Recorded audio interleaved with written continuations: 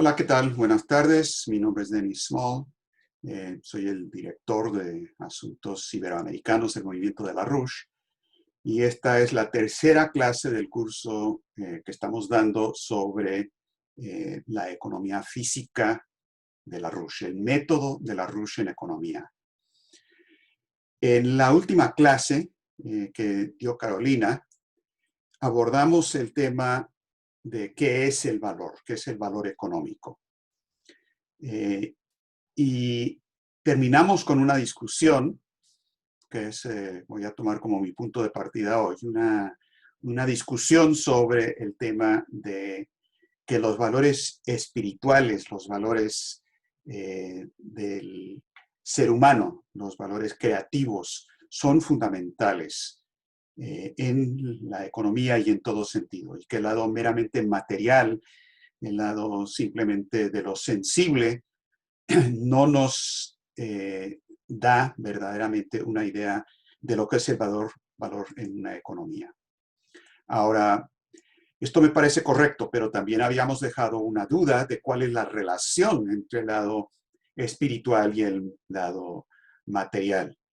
Es decir, y esto es un poco el tema para conectarlo con la discusión que hubo hoy en la mañana con algunos de ustedes, con un grupo de compañeros jóvenes franceses y otros sobre la cuestión del romanticismo.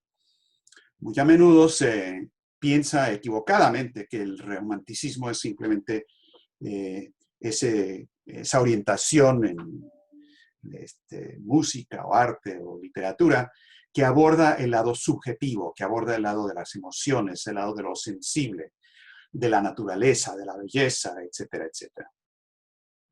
Pero en realidad, el modo clásico en la literatura y la cultura también aborda la parte sensible, la parte de la naturaleza, la parte de las emociones, etcétera, etcétera, de la belleza, pero desde la perspectiva de la unidad singular entre el lado de los conocimientos del universo físico que nos rodean por un lado y el conocimiento interno de la mente, de la parte interior.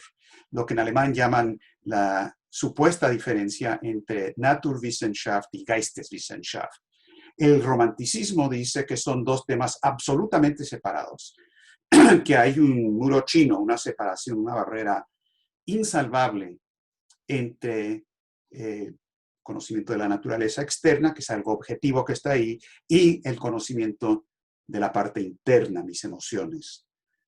Y el modo romántico insiste en esa división y por lo tanto tolera cualquier expresión de sentido interno, por así decirlo, de las emociones.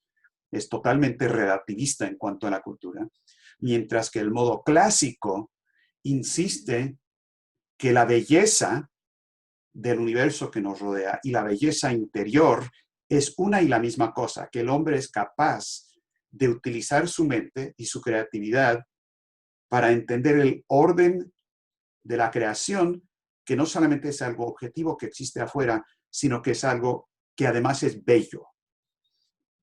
Es por eso que el fin del poema de Keats que estuvimos leyendo hoy, sobre la que hizo una pregunta Carolina, en la discusión, es esa parte donde Keats termina diciendo: la belleza es la verdad, belleza.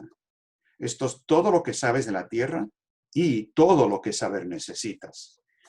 Entonces Keats está diciendo aquí un par de cosas realmente asombrosas. Primero, que la verdad que uno conoce, es decir, la ciencia que uno conoce del mundo que lo rodea, tiene todo que ver con la belleza de la creación, que el universo en su creación o la forma en que ha sido creado en lo físico es algo ordenado por la belleza. Entonces está diciendo que así, aquí están combinadas las dos cosas. Y viceversa, que la verdad es belleza. Pero luego, quizás la parte más asombrosa de este poema, y esto lo dejaremos como un aperitivo para las discusiones posteriores en todas las clases, es que Keats termina diciendo que No solamente es cierto que la belleza es verdad y verdad es belleza, sino que dice que esto es todo lo que se sabe en la Tierra. No se sabe más que eso. Y es no solamente eso, es todo lo que saber necesitas. Si uno entiende esto, esta unidad de Geisteswissenschaft y Naturwissenschaft, no hace falta más. Ahora, esto es algo bastante consecuente, tiene implicaciones bastante importantes. Y tiene que ver con lo que habíamos hablado en la última clase, que también nos quedamos con la duda, o si no la duda, por lo menos la pregunta, que es fundamental que uno se sienta motivado para querer hacer el bien, que uno tenga la intención de vivir una vida moral, que el egoísmo que está dispuesto a sacrificar al otro, no, esa no es una manera de vivir. Y creo que todos estuvimos de acuerdo en eso.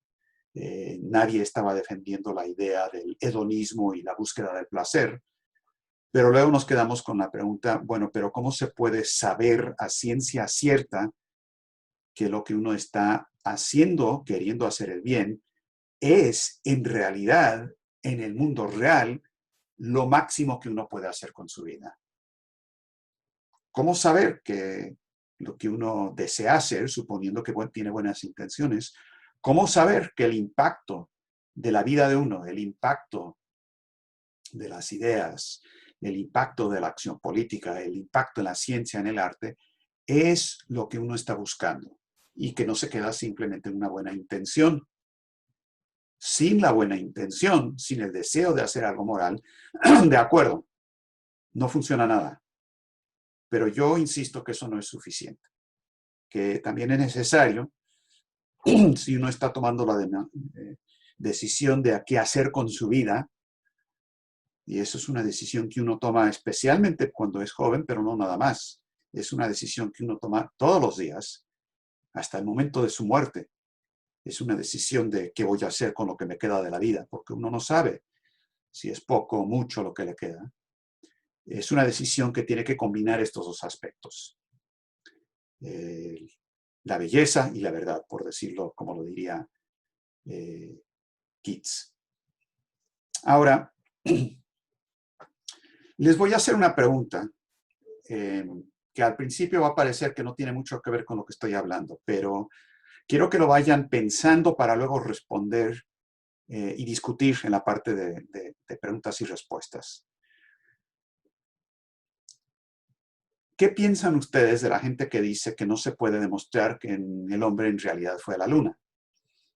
Esto es una versión demasiado común. Hay gente que dice que la gente que cree en todo tipo de conspiraciones, que no fuimos a la luna, eso es simplemente una invención de Hollywood, y no hay manera de demostrarlo.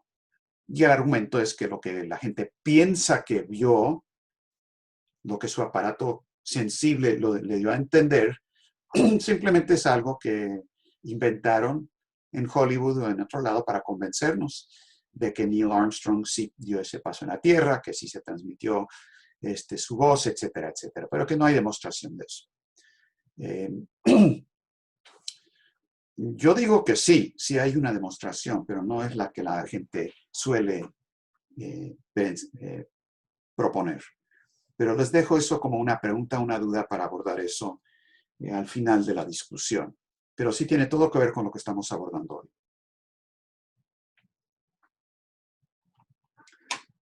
Porque la pregunta aquí, pasando del tema del valor económico, que fue lo que abordamos en la última discusión, a la cuestión de cómo se mide en una economía, cómo se mide ese valor económico, cómo se sabe a ciencia cierta que lo que se está haciendo con la creatividad y la tecnología es apto y correcto.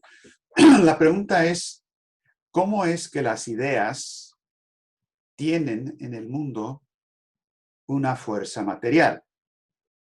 O a lo mejor piensan que no los tienen, que simplemente hay ideas y luego está el mundo natural que nos rodea.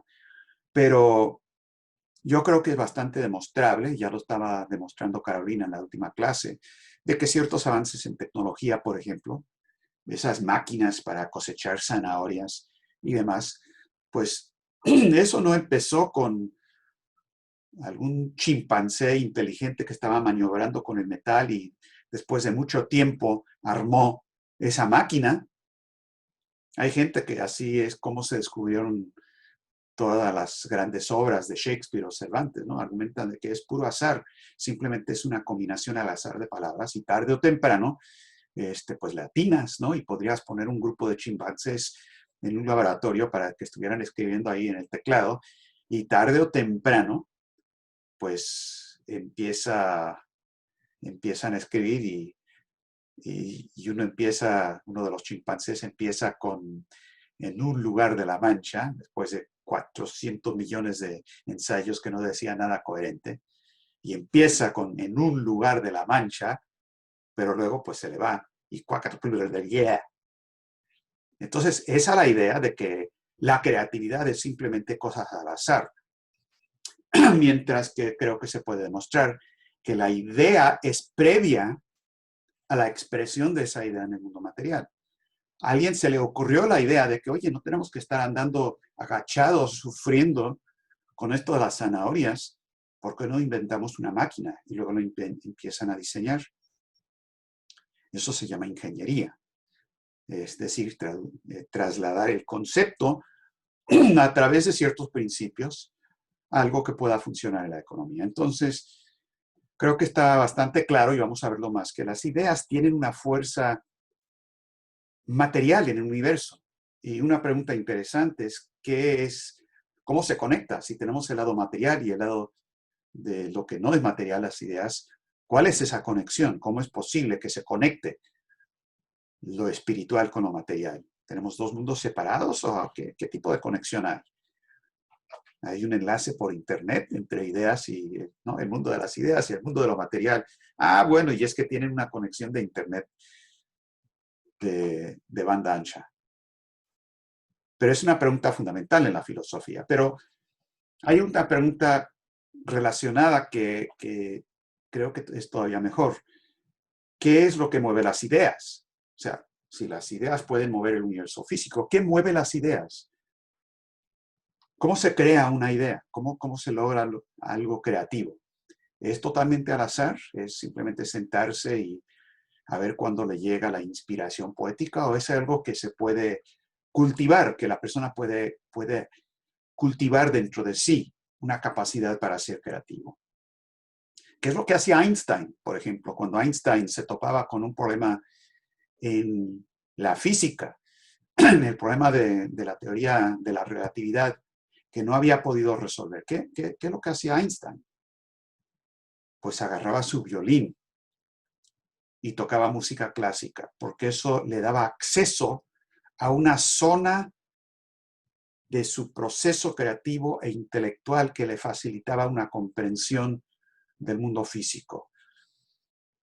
Porque existe esa conexión, y lo demuestra Einstein, entre esos aspectos que consideramos meramente cosas culturales o a un lado y lo que es la ciencia dura, ¿no?, la física por el otro. Einstein sabía que eso no era así. Planck también. Grandes músicos. Entonces, eso se puede demostrar y lo haremos con la música clásica, con Bach, Beethoven, Mozart y demás.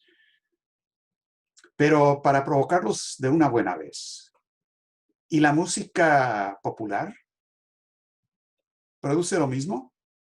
¿Produce ese sentido de un concepto de altura, de acceso a procesos creativos al que el hombre puede acceder?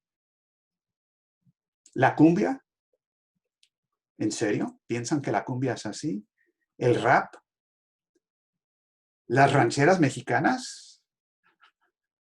Todo el mundo sabe lo que va a pasar en la ranchera, ¿verdad?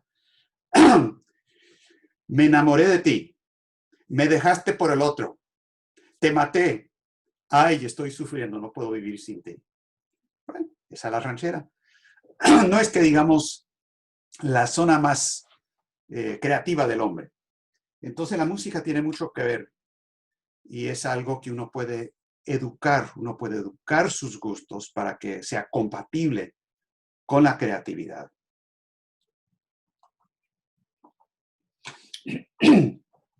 Entre paréntesis, esta es normalmente la parte de la discusión donde la gente que está participando en las discusiones con LaRouche y con el movimiento larouchista dice, bueno, esto de la ciencia, las economías y todo lo demás, eso me parece muy importante, pero ya se están metiendo con mi música, eso sí que no. Eso no me gusta para nada. Y es un momento de una decisión importante. Se los planteo y se los planteo de manera polémica a propósito, porque no hay ningún área de la actividad humana que no se pueda someter al escrutinio, a la razón y a la creatividad. Y eso incluye la cultura. Ahora, uno se puede preguntar, por lo tanto, si hay ideas correctas. Bueno, la gente diría que sí, algunas ideas son correctas. ¿Hay emociones correctas y otras emociones que no son correctas? Se puede decir que se puede aplicar al área de la cultura, a las emociones, a lo subjetivo, también una vara de medir, una métrica que dice, bueno, esto sí y eso no. Y si existe, ¿cuál es? Yo digo que sí existe. ¿Cuál es? Eso es más complicado, pero también está sujeto a ese mismo tipo de discusión. La gente que no quiere que uno se meta con los aspectos más internos de su ser, por ejemplo, la música, o la gente que te dice, sí, claro, me gusta la música clásica, pero también me gusta el rap, me gustan las dos cosas. No quiere que se someta a esa parte de su mente, de su vida emocional, al rigor propio, no de otros, no de ajenos, al rigor propio de evaluar eso para darle sentido y propósito y dirección a la vida de uno y para que uno mismo cumpla con el compromiso moral que tiene consigo mismo. Y a veces la gente desarrolla la idea o ha sido desarrollada la idea que se utiliza abarcando esa vulnerabilidad de algo que se conoce como la teoría de la personalidad autoritaria. Por ejemplo, Platón te dice que hay valores y verdades absolutas. Eso es autoritario. Nadie te puede venir a decir a ti que algo es cierto y algo es falso. Eso es autoritarismo. Y el que te quiera imponer eso, como Platón, es dictatorial. Más bien lo que tienes que hacer, te dicen, y ahorita les voy a decir de dónde salió esta teoría, tú, individuo, tienes que hacer lo que se te pegue la gran puerca gana. Es tu ser interior, es asunto tuyo. No es responsabilidad de otros que vengan a decirte. Y debes rechazar cualquier idea que presente la actividad humana como algo cognoscible, sujeto a la razón, sujeto a la ley natural y que existe en un universo donde existe la verdad. Ahora, esta es una teoría. Les pido disculpas. Tengo la voz un poco cansada por lo de la mañana.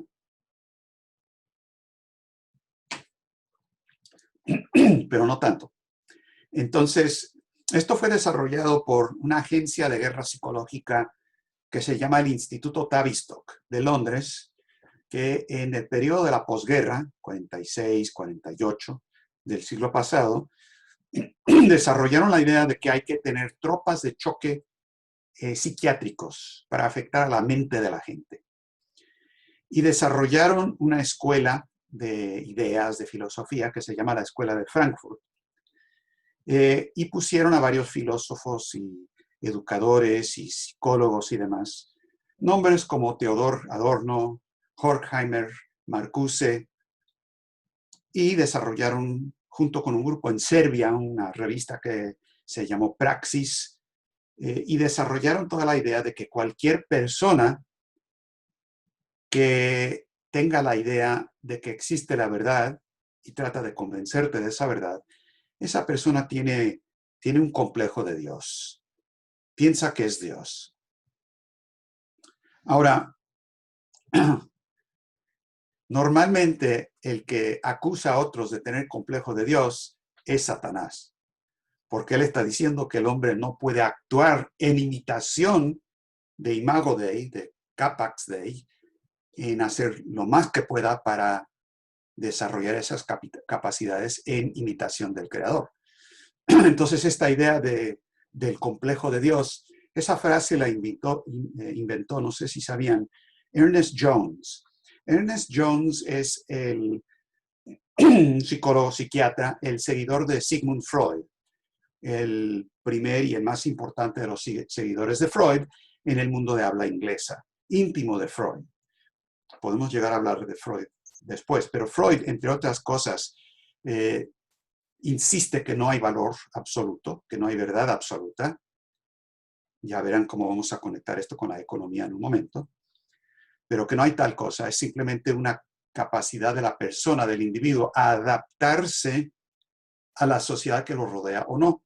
Y que la neurosis para Freud es la mala adaptación, no estás adaptado a lo que te rodea.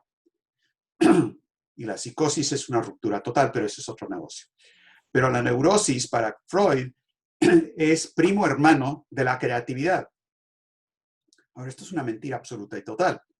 No es cierto. Y quizás tenga que ver con el hecho de que Freud, entre otras cosas, era un cocainómano y tenía muchos problemas de ese tipo. Pero toda la teoría de Freud es perspicaz, pero está muy equivocado en lo que está diciendo. Porque la primera pregunta respecto a la neurosis es, bueno, si no estás adaptado bien a la sociedad existente, la primera pregunta es, ¿qué está mal? ¿Estás mal tú o está mal la sociedad? Yo, en lo personal, me siento extremadamente mal adaptado a esta sociedad del liberalismo y del Fondo Monetario y del saqueo y de los asesinatos racistas y demás. Muy mal adaptado. Entonces tampoco hay que decirle a la gente que tienen que aprender a adaptarse a una sociedad que está jodida. Eso no es cordura. La primera pregunta es una definición de lo que es la cordura como un valor real en sí, no algo relativo. Pero bueno, eso es Freud. Entonces, todo esto del complejo de Dios es simplemente una visión no solamente incorrecta, sino mañosa, con la intención de convencer a la gente de que no hay manera de buscar y entender lo que es la verdad. Ahora, no se preocupen, no estoy diciendo que hay una verdad absoluta que está escrito y este es algo que está en un documento y una vez que lo tengas ya se acabó todo y alguien te lo va a dar. No. Es el proceso a través del cual el hombre, como parte de la sociedad, desarrolla sus capacidades productivas para aportar al crecimiento de las capacidades productivas de todas las sociedades futuras. Una pequeña definición muy abierta de lo que es la verdad y lo que es el valor. Con eso, entremos ahora sí de lleno en la cuestión económica, porque esta es son las bases filosóficas, conceptuales, sin las cuales no podemos abordar el asunto de economía y cómo se mide, cómo se sabe si algo tiene realmente valor en la economía. Y les voy a dar la solución que da Lyndon LaRouche, que es su verdadero descubrimiento fundamental. Ahora, lo que no es el Producto Interno Bruto. Que yo insisto, se llama Producto Interno Bruto porque lo inventaron para los brutos. Porque es obvio que el PIB no puede reflejar el verdadero valor físico-económico en la sociedad porque, bueno, por tres razones. Primero, no distingue entre actividad productiva e improductiva. Dejamos a un lado por el momento la definición de lo que es productivo y lo que es improductivo. Vamos a llegar a eso. Pero de entrada es obvio que hay ciertas cosas que son productivas, producir alimentos, construir vivienda, tener energía disponible, y hay cosas improductivas. El narcotráfico, la prostitución, una variante de la prostitución que son los economistas entrenados en Harvard y Chicago.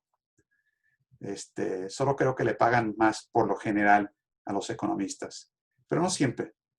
Pero bueno, pero es una forma en que ellos lo que hacen es que se prostituyen intelectualmente. Y asumo el derecho de decir eso porque estudié economía y todavía me estoy recuperando de esos estudios, de lo que te tratan de enseñar en las facultades de economía. décadas más tarde. Pero bueno, entonces hay lo productivo y lo improductivo. Entonces, si tenemos un sistema económico que dice que se mide todo con el PIB, y si incluyes en el PIB la actividad ilícita, improductiva, como por ejemplo el Fondo Monetario Internacional, le exigió a Colombia, al DANE de Colombia, que incluyeran los llamados cultivos ilícitos en el Producto Interno Bruto, pues ¿en qué estamos? Eso obviamente no mide la capacidad de una economía para los seres humanos. Quizás lo medirá para los bancos, de dónde pueden sacar una ganancia. Entonces el PIB no funciona por eso, por una razón. Pero hay otra razón más fundamental. Y esta es la parte desafiante e interesante del asunto. Porque yo voy a afirmar que aunque se distinga entre productivo e improductivo, cualquier medición monetaria, cualquier métrica fija de la economía falla, no funciona. ¿Por qué?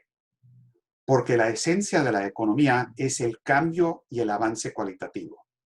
Y lo que valió algo en un momento, si le pones un valor monetario, otro momento más tarde ya no tiene ese valor.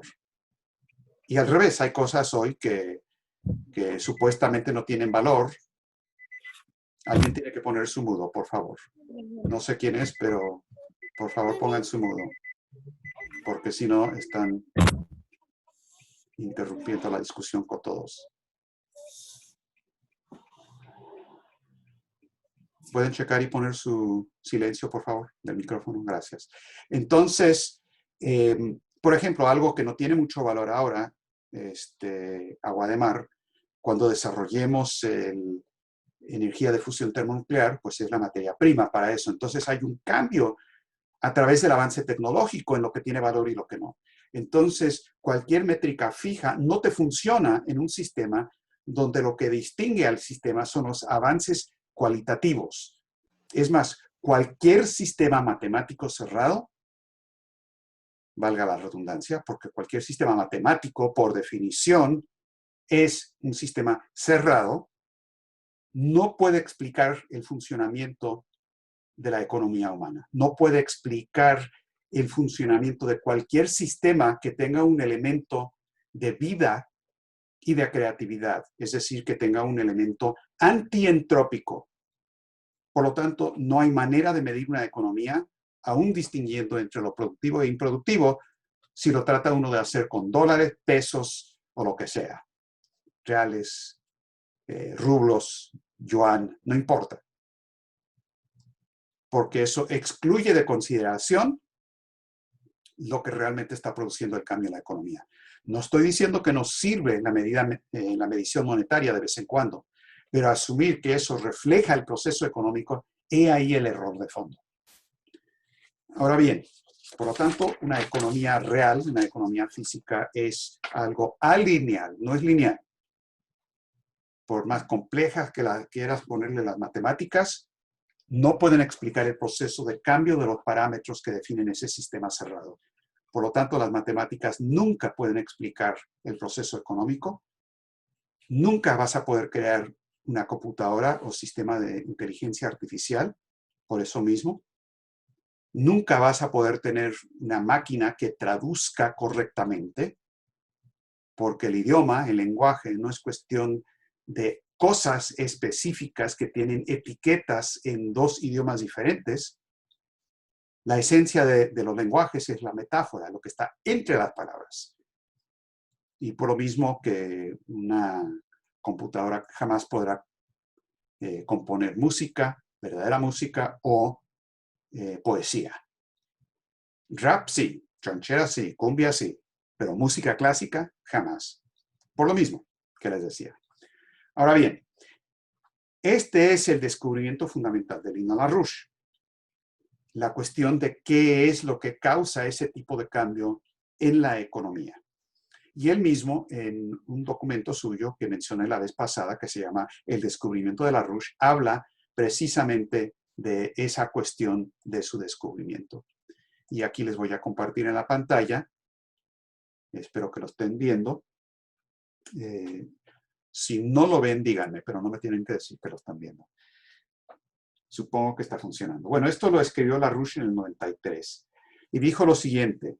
Dijo, el rasgo central de mi contribución original a la ciencia leibniziana, es decir, de Gottfried Leibniz, de la economía física, es el haber proveído un método para abordar la relación causal, esa palabra es clave, la relación causal entre las contribuciones de los individuos a los adelantos axiomáticamente revolucionarios en el conocimiento científico y formas análogas de conocimiento, todo eso por una parte, y por el otro lado, lo que todo eso causa, esos descubrimientos revolucionarios, y lo que causa por el otro lado, que son aumentos consecuentes de la densidad potencial de población de las sociedades correspondientes por la otra. Ahora, ¿qué es esto de densidad relativa potencial de población que dice LaRouche? Voy a pasar directamente a la siguiente tabla. Para repasar lo que LaRouche quiere decir cuando habla de la densidad relativa potencial de población. Bueno, para empezar, la densidad de la población, todo el mundo sabe, ¿no? El número de personas por kilómetro cuadrado. Y las ciudades son relativamente más densas que el campo. También hay que hablar del potencial de esa densidad demográfica si es que vamos a evaluar una economía, porque una economía más fuerte puede mantener una densidad mayor. Si tienes una economía atrasada, sin mucha capacidad tecnológica, bueno, la densidad demográfica por kilómetro cuadrado, pues es relativamente bajo. Entonces, eso va aumentando en la medida en que va avanzando tu tecnología, pero también eso está afectado por las calidades relativas del campo, por ejemplo, de la tierra, de las minas, de lo que nos rodea. No es lo mismo arar en el desierto que en, qué sé yo, en las pampas argentinas. Entonces, LaRouche desarrolla esta medición, esta métrica de la densidad relativa potencial de población como una manera de medir el efecto de la creatividad en el comportamiento de la sociedad y la economía en su totalidad. Por ejemplo, veamos bien este cuadro. Veamos la primera línea, A. Cada una de las columnas, la primera es, bueno, ¿cuál es la tecnología que estamos evaluando en este momento? En la línea A es el periodo de caza y recolección, que es cuando cazábamos y recolectábamos nada más las cosechas que estaban ahí, nada más. No se había desarrollado todavía la agricultura. Y este periodo es entre 100.000 a 15.000 años antes de Cristo. Estos son hechos objetivos, hechos históricos demostrados. Ahora, algo es interesante. La esperanza de vida general de la población bajo esas condiciones era entre 18 y 20 años de edad. Y en ese caso, quizás uno o dos de ustedes estarían vivos nada más. El resto ya hubiéramos fallecido. ¿Por qué? Bueno, por enfermedades, por todo, ¿no? Porque te agarró el tigre cuando estábamos tratando de cazar. Cualquier cosa. Pero la esperanza de vida, obviamente, es más baja cuando hay un sistema, una tecnología primitiva.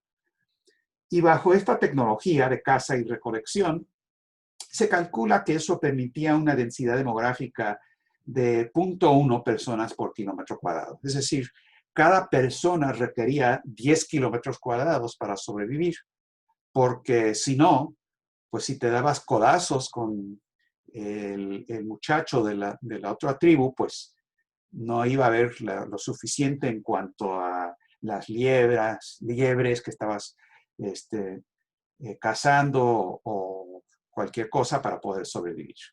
Entonces, con esa densidad demográfica posible, solamente hubo una población total de entre 2 y 3 millones de seres humanos.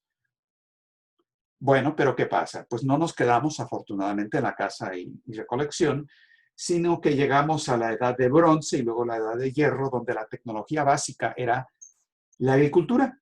Es decir, en vez de ir a recolectar, pues empezamos a sembrar y luego cosechar lo sembrado. Y esto ocurrió en el periodo de entre 3000 a 1000 años antes de Cristo. Y ahí aumenta la esperanza de vida, pues ya no te va a agarrar el tigre tan fácil, es de 28 años más o menos, y aquí hay un aumento de 2 órdenes de magnitud en la densidad demográfica, porque aumenta de 0.1 a 10 personas por kilómetro cuadrado, lo que se puede mantener con la agricultura moderna para la edad de bronce. Y con esas condiciones, pues el máximo de población era de 50 millones de seres humanos, que pues cosa interesante, ¿no? Que se está avanzando. Y esto es lo que pasó, esta es la historia de nuestra especie. Pero luego, después de eso, avanzamos más y entramos al periodo del medioevo, donde había una tecnología del artesano. Era el periodo ya después de Cristo, de 800 a 1300 más o menos, la esperanza de vida aumenta a 30 más o menos. La densidad demográfica no aumenta por orden de magnitud, pero se duplica, es el doble, 20, y la población posible del planeta sube a entre 220 a 360 millones. Siguiendo en la discusión para llegar al presente, luego entramos a la era de los combustibles fósiles, los hidrocarburos, siglo XX. La esperanza de vida en general, no en todos lados, pero donde se aplica bien esta tecnología es de 70 años. Se puede llegar a tener densidades demográficas de entre 100 y 300 personas por kilómetro cuadrado, y la población total que se puede mantener es de 4.000 millones de personas.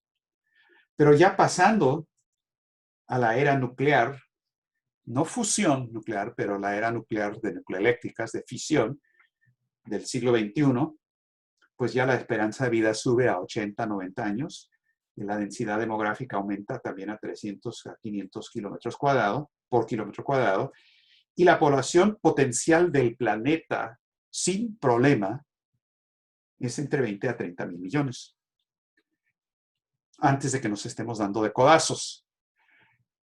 Pero el argumento en contra de la tesis malthusiana de que hay límites al crecimiento no es simplemente de que ahora podríamos tener 20 a 30 millones, el triple de lo que tenemos hoy. Ese no es el argumento. El argumento clave en este asunto es qué es lo que causa que el hombre sea capaz de ir de la fase A la fase B, a la C, a la D y a la E. ¿Qué es lo que está pasando? ¿Cuál es la causa de esos saltos cualitativos de nuestra relación con la naturaleza que nos rodea? Esa es la pregunta interesante y esa es la parte decisiva de economía humana. ¿Cómo es posible que podamos lograr dar esos saltos? ¿Cuál es la causa de estos cambios tecnológicos? Y eso es lo que dice LaRouche en su descubrimiento, son estos avances fundamentales en el descubrimiento de principios físicos universales que permiten que el hombre se relacione de manera diferente con el universo físico que lo rodea. Ahora, ¿cuál es la demostración empírica de que esa capacidad mental, creativa, totalmente de ideas, no de cosas, sino de lo que pasa aquí, adentro, que es un elemento que no tiene dimensiones? Las ideas no tienen extensión. Cuando alguien te dice, oye, fíjate, tengo una idea, tú no le dices, ¿y cuánto mides? ¿2 por 3 por 5? ¿O cuánto mide tu idea? No, no. Tampoco tiene sabor, aunque a veces se saborean las ideas nuevas. El olfato no los distingue, aunque a veces las ideas malas uno dice, fuchi, eso sí que huele mal. Pero ya me entienden.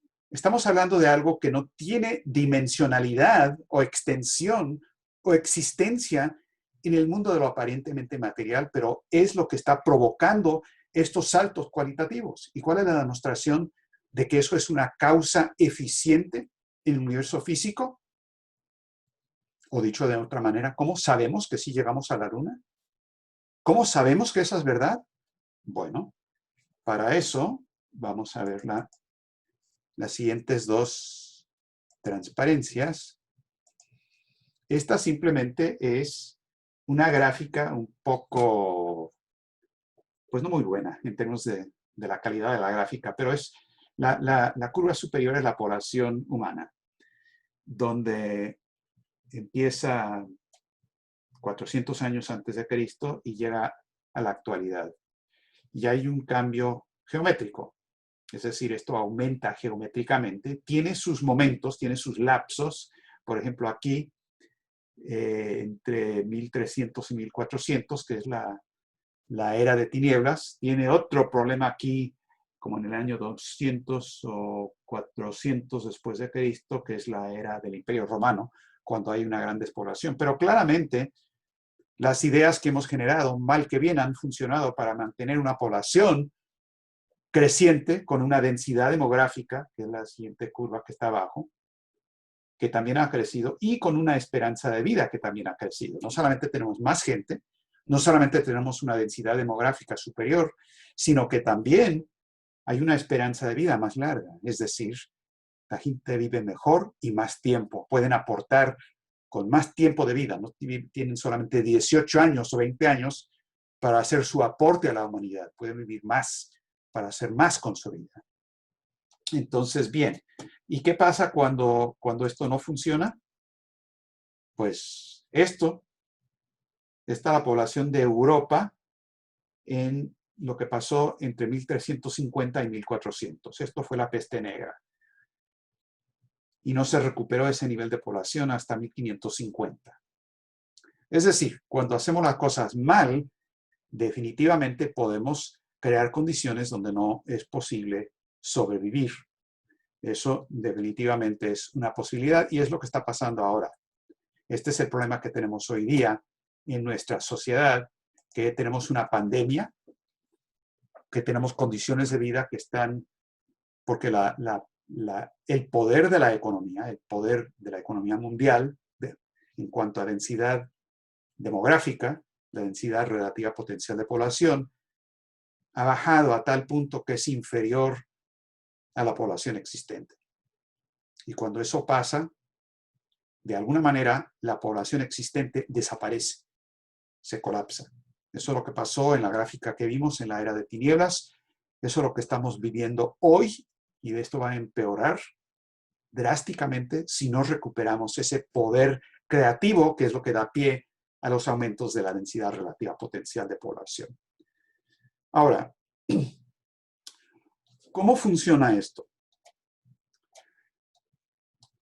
Algunos de ustedes quizás, bueno, esta es otra gráfica que les quería mostrar, que creo que ya la he compartido antes con ustedes. Esto es lo que pasa, cómo es que ocurren las eras de tinieblas, es cuando la densidad relativa potencial de población, que es la curva azul, empieza a bajar porque estamos dedicando toda la especulación, porque nos hemos vuelto hedonistas, etcétera, etcétera, porque Wall Street domina. Entonces el poder de la economía física baja y en cierto momento la población existente también empieza a desplomarse. Pero a ver, ¿cómo funciona esto de la economía? Algunos de ustedes quizás tengan algún conocimiento en sus estudios de ingeniería o de economía de lo que se llama una tabla insumo-producto de Leontiev. Esto se refiere a un economista ruso, Leontiev, profesor de Harvard, pero no de los peores, porque él dijo, miren, para cualquier producto físico podemos definir todos los elementos físicos y sus cantidades que se requieren para producirlo. Por ejemplo, si el producto es acero, los productos están en la columna, si el producto es acero, hay una cantidad X de carbón que se requiere, una cantidad Y de hierro y una cantidad Z de energía. Y eso te da los parámetros físico-económicos para saber lo que se requiere para producir la tonelada de acero, de concreto, del automóvil, etc. Y eso es muy útil desde la perspectiva de la ingeniería industrial para hacer lo que necesitas. Eso te da, qué sé yo, tu carta de materiales. Si dice, bueno, tenemos que construir tantas y cuantas viviendas, 1 millón de viviendas para la gente, bueno, ¿cuántas toneladas de acero? ¿Cuánto de concreto? ¿Cuánta electricidad se necesita? Y luego se saca la carta de materiales desde la perspectiva de la ingeniería industrial, de lo que se requiere para cada elemento para poder producir eso. Muy bien, muy útil. Pero esa es simplemente la parte más aburrida de la economía. La parte interesante es cuando alguien desarrolla una tecnología nueva que hace que sea posible producir más con menos. Lo que Leibniz llamaba el uso de máquinas movidas a calor, como un ejemplo. Cuando se desarrolla una capacidad, por ejemplo, de producir acero por el método de reducción directa. Entonces eso ya no es como se hacía antes. Hay una reducción directa del hierro. No se necesita la misma cantidad de coque y todo lo demás. Y es mucho, mucho más eficiente. Vean, por ejemplo, las siderúrgicas japonesas y hagan los cálculos en esas siderúrgicas que son más modernas que las estadounidenses, de las cantidades de insumos físicos que se requieren para producir 1 tonelada de acero. Y descubrirán que se requiere menos acero, menos carbón, menos hierro, menos energía y menos mano de obra. Es un poco lo que discutíamos también en la clase de Carolina, de que cuando hay un avance tecnológico, eso hace que se pueda producir lo mismo, pero con menos personas, o producir más con menos personas. Entonces, lo interesante de esta tabla insumo-producto es cuando se cambia. Es una matriz, pero lo interesante es cómo cambia y qué es lo que lo cambia para producir parámetros nuevos. Entonces, no se puede medir una economía simplemente en unidades físicas, toneladas, kilovatios. Eso es útil, pero la tecnología te va cambiando esos parámetros. Y lo que pasa entonces es algo muy interesante, porque es cierto que en cada modo de producción, en cada matriz, insumo, producto tipo Leontief, en la medida en que vas produciendo cada tonelada de acero, vas agotando el mineral de hierro, el carbón, más accesible. Y lo vas agotando y por lo tanto, cuando antes estabas tomando, qué sé yo, el mineral de hierro que estaba a flor de tierra, pues ahora te va a costar más porque tienes que minar más profundo, tiene costos más altos y así por el estilo. Entonces hay un proceso en la economía que les encanta a los economistas, que hay un rendimiento decreciente de las funciones de producción. Y te lo dicen en las clases de economía y con ecuaciones muy complicadas y para abrumarte y para que digas, esto es impresionante. Hay un rendimiento decreciente. ¿Y? Como si eso fuera el fin de la vida. Claro que hay un rendimiento decreciente. Eso ocurre en cualquier modo tecnológico fijo. Pero ¿por qué asumir que la economía se define en un sistema matemático cerrado, con una tecnología fija, con una sola matriz, insumo, producto del Leontief? Esa no es la economía humana. Esa es la economía quizás de los, qué sé yo, las hormigas o las ballenas. Ellos sí tienen una función de rendimiento decreciente porque no tienen una manera de cambiar su relación con esa función de producción. Lo importante de las funciones de producción es que se violan. Si no, no fuéramos humanos. Una indicación de esto es lo que tengo aquí ilustrado en esta gráfica, que la RULA llama la línea mundial. Porque es cierto que en el modo de producción A tenemos, como pueden ver en esa curva, pues rendimiento decreciente. Le mete cierto insumo, pongámosle trabajo, pues el producto que produce, es decir, el poder de la economía en cuanto a densidad relativa potencial de población, pues se va reduciendo. Vaya descubrimiento, pues claro.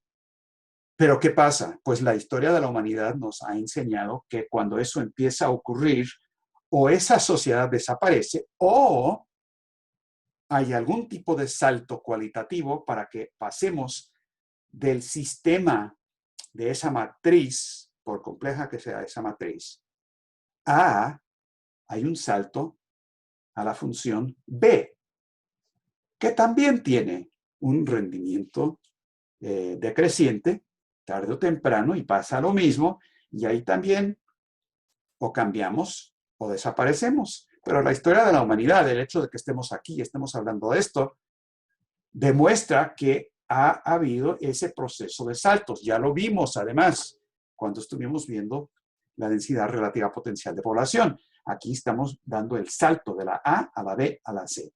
Y la verdadera historia de la sociedad no es el camino que vamos pasando por la curva A. La verdadera trayectoria de la humanidad es esta curva B, perdón, en azul, la punteada. No es la A, no la B ni la C, sino el proceso de cambio creativo que produce este proceso continuo de saltos y avances. Ahora, lo interesante de esto, bueno, hay muchas cosas interesantes de esto, pero una de las cosas más interesantes de esto es que las condiciones para el sistema B no están dadas linealmente dentro del sistema A. No se puede llegar del sistema A al sistema B mediante transformaciones lineales matemáticas.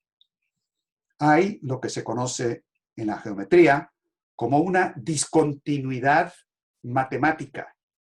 Hay un salto de un sistema matemático cerrado a otro. Y hay una discontinuidad que refleja ese proceso creativo del hombre, pero es un salto y una discontinuidad incompatible con la métrica del sistema matemático anterior. Y pasa lo mismo de B a C. Es decir, lo relevante no es un sistema matemático, ni el que sigue, ni el que sigue. Eso no define lo que es la economía humana. Lo interesante es el proceso real físico que subsume las matemáticas. Las matemáticas no definen la realidad. La física funciona de manera alineal y rebasa las matemáticas. Y es por eso que Riemann, en su famosa tesis de habilitación, dice que, bueno, aquí hemos llegado hasta donde podemos con esta discusión. Ahora tenemos que pasar de la facultad de las matemáticas a la física. Y es un punto muy, muy rico de la discusión que retoma Larouche en su elaboración de la economía. Ahora, esto nos dice muchas cosas. Nos dice muchas cosas sobre el universo físico, porque si el hombre como especie ha demostrado que tiene esa capacidad, mostrada no en un argumento, mostrada en los logros empíricos reales de la densidad relativa potencial de población creciente. La prueba de la creatividad está en el hecho de lo que hemos avanzado para mantener una población. Ninguna otra especie tiene esa curva que les mostré, ninguna. Y ninguna la puede tener, pero el hombre sí. Entonces, si el hombre está funcionando de esa manera dentro del universo físico, nos tendríamos que preguntar cuál es la naturaleza del universo físico dentro del que existe el hombre que permite que esa actividad creativa tenga un impacto causal. Y eso nos va a llevar a Vernadsky en la siguiente discusión de la siguiente clase de Carolina. Pero es una pregunta bastante grande. ¿Qué tipo de universo físico es este si prima la creatividad? ¿Cómo es que ocurre la evolución? Quizás es cierto que el universo es, por un lado, un universo finito, pero también no confinado, sin confines, sin límites. Como dice Riemann y como dice Einstein, a diferencia de la versión de Euclides. Ahora,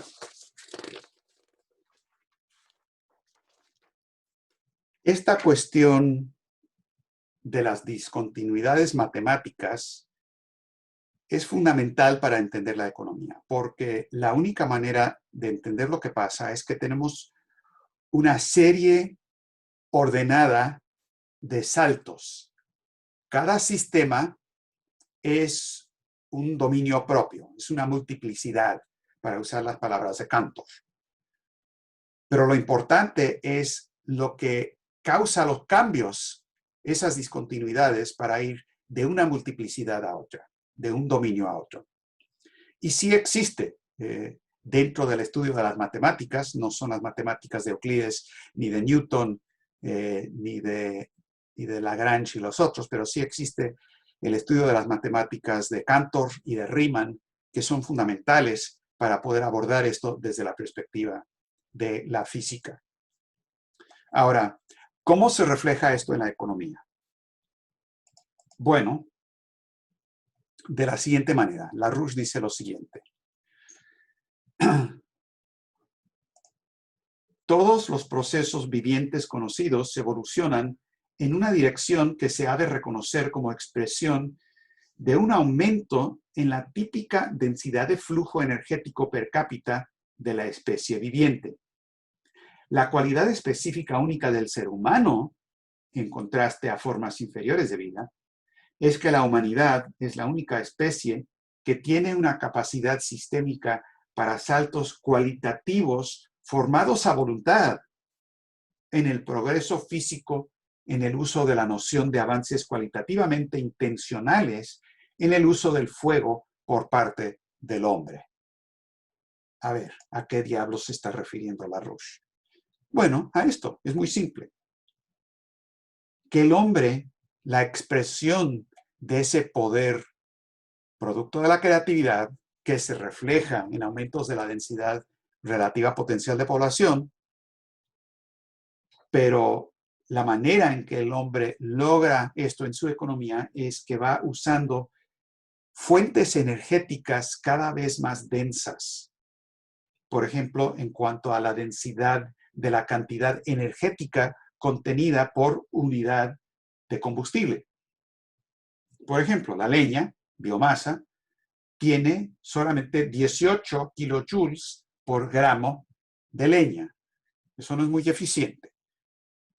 El carbón tiene más, pero no mucho, porque es una forma también de vida vegetal. En realidad, 27, el petróleo un poco más, 46. Pero estos son procesos químicos, de combinaciones químicas, de quema del combustible para producir la energía. Cuando se da el salto del petróleo a la fisión, estamos dando un salto cualitativo de una fuente de una naturaleza diferente. Eso ya no es un proceso químico entre moléculas, por ejemplo, sino que es un proceso submolecular, subatómico. Y se desatan fuerzas mayores que lo que se encuentra entre la simple combustión en el caso del petróleo. Y por lo tanto tenemos una aumentidad de la densidad de flujo energético en el caso de fisión nuclear por órdenes de magnitud, 3.7 kilojoules millones, 10 a la sexta potencia, ¿no? Fusión nuclear, todavía más, por 2 órdenes de magnitud, 10 a la octava. Y luego, claro, el siguiente paso que se va a poder dar eventualmente es materia-antimateria, que te lo aumenta también por 2 órdenes de magnitud más. Entonces, esta cuestión de la densidad del flujo energético, la densidad del combustible es fundamental, no solamente porque te da más energía, sino que la cuestión clave de la energía es su organización, no nada más la cantidad.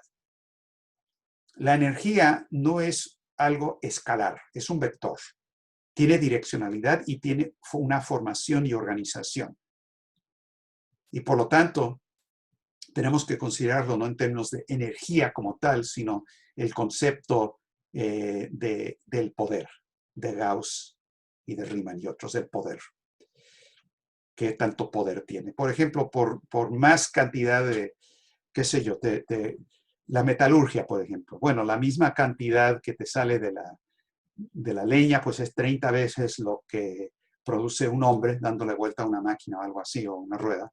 Pero 30 hombres o por más que hombres que pongas para producir la energía, nunca vas a poder realizar la metalurgia, porque requiere una concentración, requiere una densidad del flujo energético que requiere esos saltos.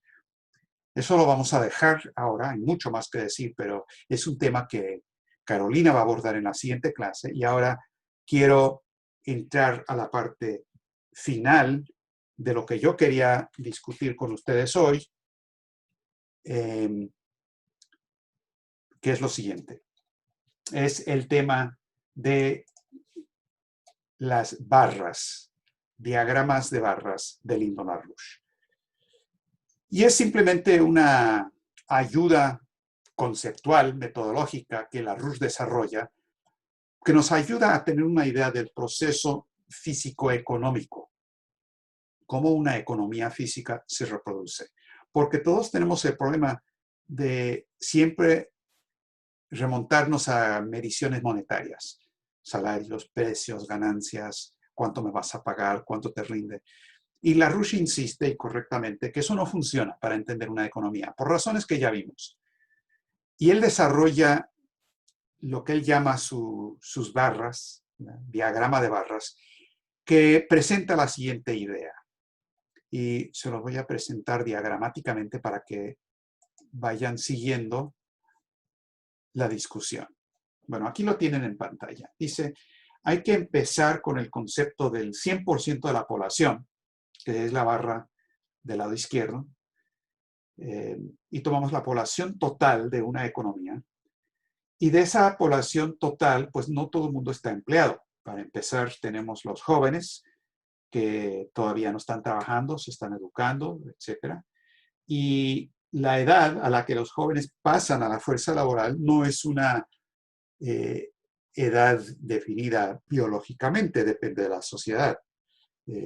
Por ejemplo, en una economía de caza y recolección, pues obviamente los niños entran a la economía a una temprana edad, por muchas razones, porque no hay mucho que educarlos, y también porque se les requiere, porque van a vivir solamente un promedio de 18 a 20 años.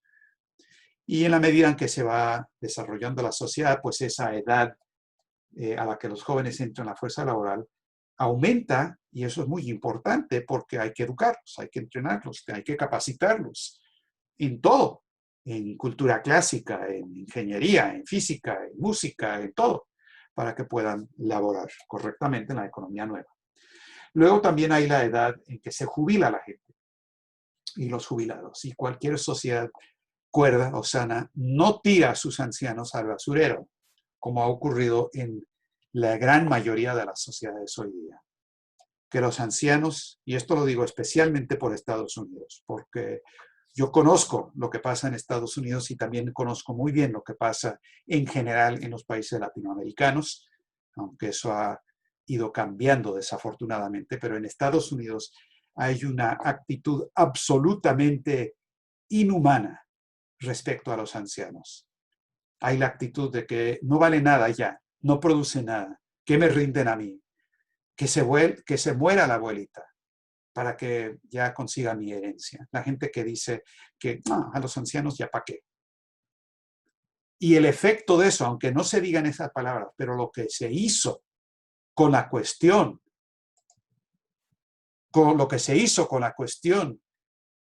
de los refugios de los ancianos con esta pandemia del coronavirus es algo inmoral e inaceptable para todos, pero especialmente para los ancianos. El 40% de los que han fallecido en Estados Unidos o más son ancianos. Claro, son más vulnerables, pero simplemente no se les atendió, no se les cuidó.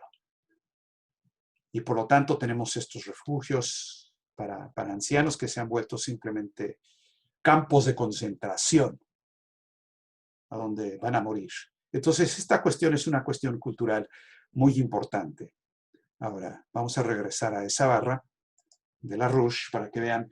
Lo que queda entonces es la población económicamente activa, PEA, población económicamente activa, pero no todo el mundo trabaja. Hay desempleados y luego hay los que están empleados de manera productiva. Y producen los que están empleados productivamente, produce la totalidad de la producción, que es la barra que está del lado derecho, la producción total. Ahora, luego, la RUSH divide esto, de nuevo, en términos físico-económicos, no monetarios, lo divide en categorías que los toma de ciertos escritos clásicos de la llamada economía clásica, desde David Ricardo, algunos de ustedes los reconocerán, de Marx, pero no tienen para nada el mismo significado que Ricardo o de Marx. La parte de B, o capital variable, es la parte que se requiere para la canasta básica de bienes de consumo, que es la que mantiene no nada más a los que trabajan, sino que es lo que se requiere para la población total. Se les tiene que pagar suficiente, se les tiene que dar en términos físico-económicos lo suficiente para mantener a toda la sociedad, a los ancianos, a los jóvenes, a los enfermos, a los que no pueden trabajar y a los que trabajan. Entonces, no es una recompensa por el trabajo hecho, es un nivel de producción requerido para mantener el nivel de equilibrio de la sociedad. C, o capital constante, es lo que se requiere en una canasta básica de bienes de capital para mantener no solamente la maquinaria y la infraestructura existente, sino el equipotencial que existe respecto a la naturaleza en general. ¿Qué es lo que es el capital constante? Si la economía está funcionando bien, eso deja un excedente, P o P'.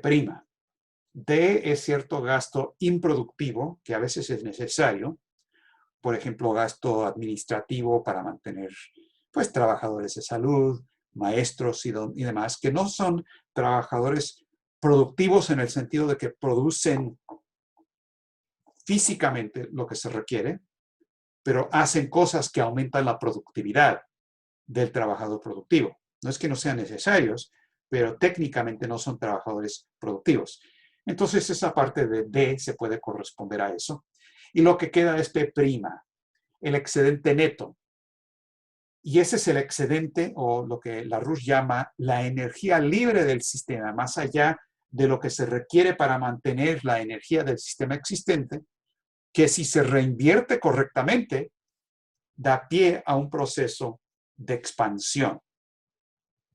Ahora, ustedes dirán, bueno, pero estamos hablando entonces de un proceso que no solamente mantiene lo que se requiere para el nivel existente del sistema, la energía del sistema, sino que produce un excedente energético o de producción que al reinvertirlo aumenta ese mismo proceso creciente en el siguiente ciclo. ¿A poco estamos hablando de una máquina de movimiento perpetuo? Sí. Estamos hablando de una máquina de movimiento perpetuo. En el sentido de la creatividad humana no tiene límite. Los individuos tenemos límites, tarde o temprano morimos. Pero tenemos como especie una inmortalidad, como especie de nuestra alma y de las almas de los individuos, que es la fuente, esa creatividad, la mente y el alma es lo mismo, que da pie a este proceso de aumentos constantes, potencialmente infinitos, ilimitados, de este proceso de crecimiento. Pero tiene que cumplir ciertos requisitos, ciertos requerimientos muy estrictos. ¿Cuáles son? Bueno, la RUSH los presenta en una serie de ecuaciones o relaciones, más bien, condiciones de desigualdad, son desigualdades que se requieren, donde si se acuerdan de las barras anteriores, no tengo las dos gráficas en la pantalla a la vez, pero acuérdense. Por un lado, para que crezca la economía, tiene que aumentar la cantidad de B per cápita y por kilómetro cuadrado. Es decir, hay que tener un mayor consumo de bienes de consumo per cápita y también por kilómetro cuadrado para que la economía crezca. Pero no solamente eso. El capital constante tiene que aumentar más rápido que la canasta de bienes de consumo. es decir, C sobre B tiene que aumentar por per cápita y por kilómetro cuadrado. Esto es lo que se llama la intensidad del uso de capital, es decir, cada individuo tiene que tener acceso y utilizar más capital per cápita que en la etapa anterior. Bueno, pero no solamente eso. Tenemos que tener un aumento de P' sobre C más B. P' sobre C más B es la tasa de excedente económico por encima de lo que se requiere para simplemente reproducir el sistema. Es decir, es lo que nos permite la expansión.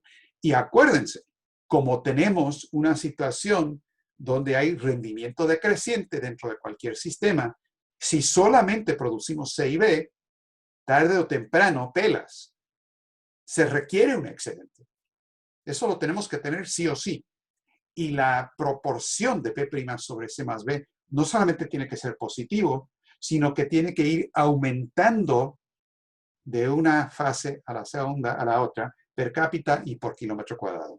O dicho en términos matemáticos, la segunda diferencial de B' sobre C más B tiene que ser positivo. Una curva en ascendencia continua. Y claro, también tiene que haber un aumento de la energía per cápita y por kilómetro y también un aumento de la densidad de flujo energético. Ahora, estas son las condiciones o las relaciones de desigualdad que tenemos que producir, que tenemos que garantizar que ocurran en la economía. Y de inicio, pues, uno se pregunta, pero sí, está bien, eso se puede hacer en un momento dado, quizás de la economía, pero ¿cómo aseguramos que esto pueda ocurrir siempre? ¿No habrá, al final de cuentas, algún límite al crecimiento? ¿No es que quizás estemos pensando de una manera demasiado agresiva? ¿No tenemos quizás un complejo de Dios que se nos subieron los humos y pensamos que de manera infinita vamos a poder regenerar este proceso sin límite? Bueno, el argumento de LaRouche que les estoy transmitiendo es que no, ese no es complejo de Dios, ese es complejo del hombre. Eso es lo que es el hombre. Eso es lo que es el renacimiento. Cada vez que el hombre se ha topado con los límites al crecimiento que él mismo se ha impuesto a través de las relaciones sociales, a través de permitir que una oligarquía domine en la cultura, en la economía, en todo. Sí, en esa condición, sí. Pero en los peores momentos de la humanidad, como en la era de tinieblas y como hoy también es factible, el hombre es capaz de hacer algo que ninguna otra especie puede hacer. Puede cambiar, puede evolucionar, puede tener un cambio revolucionario en la manera en que se relaciona con el universo físico creado que nos rodea. Somos la única especie que tenemos esa capacidad y proviene de la creatividad, proviene de lo que nos hace hechos a imagen y semejanza del Creador. Esta es la fuente del verdadero valor económico, es la fuente de P' en particular. No es cierto lo que nos dicen los fisiócratas, que el valor viene de la munificencia de la tierra. No es cierto lo que nos dice Adam Smith, que el valor o la ganancia, perdón, viene de comprar barato y vender caro. Eso no es cierto tampoco.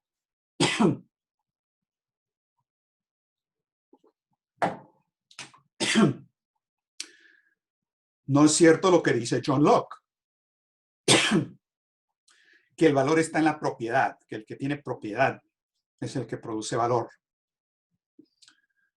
Ese es el punto de vista del esclavista. Es mi propiedad. Y tampoco tiene razón Marx, que el valor viene del trabajo humano, de la labor física humana. Como dijo Engels, el hecho de que tengamos un pulgar opuesto. Esa es una idea tan absurda que ni Marx se compró ese paquete. Engels era mucho peor que Marx, pero Marx no le atino al asunto. No es la labor humana lo que produce valor. Lo que produce valor son los cambios cualitativos en la productividad del trabajo. No el trabajo, no la productividad del trabajo, sino ese poder único, singular del hombre que produce los saltos cualitativos en la productividad del trabajo. Y esto es lo que es la esencia de la economía, y es por esto mismo que la pobreza es absolutamente innecesaria. No tenemos que tener pobreza en el mundo en estos días. No hace falta tener una situación como la siguiente, que ya discutimos la vez pasada, donde 46% de la fuerza laboral mundial no trabaja, no produce valor físico real. Recibirán algún ingreso, mal que bien, pero no están produciendo lo que requiere la especie para sobrevivir. Pero esta condición no es necesaria. Lo que tenemos que hacer más bien es algo como lo siguiente, y lo podemos hacer en una generación, donde transformamos, disculpen el error de dedo ahí, no es la transformación, sino la transformación, tengo que corregir eso, de la fuerza laboral mundial, donde el desempleo casi desaparece, donde el sector involucrado en la industria aumenta del 10% al 50%, donde la parte involucrada en agricultura se reduce, tal y como nos propuso Carolina en la última clase, porque se vuelven más productivos, pero no pasan al desempleo, sino que pasan a una fuerza laboral más productiva. Y luego la clave de todo, este 5% que está dedicada a la investigación y el desarrollo, a la ciencia, a la tecnología, porque eso es la única verdadera fuente del valor en una economía humana. Eso es lo que les quería plantear como temas de discusión. Si me dan un segundo, vamos a parar la grabación para proseguir con la discusión.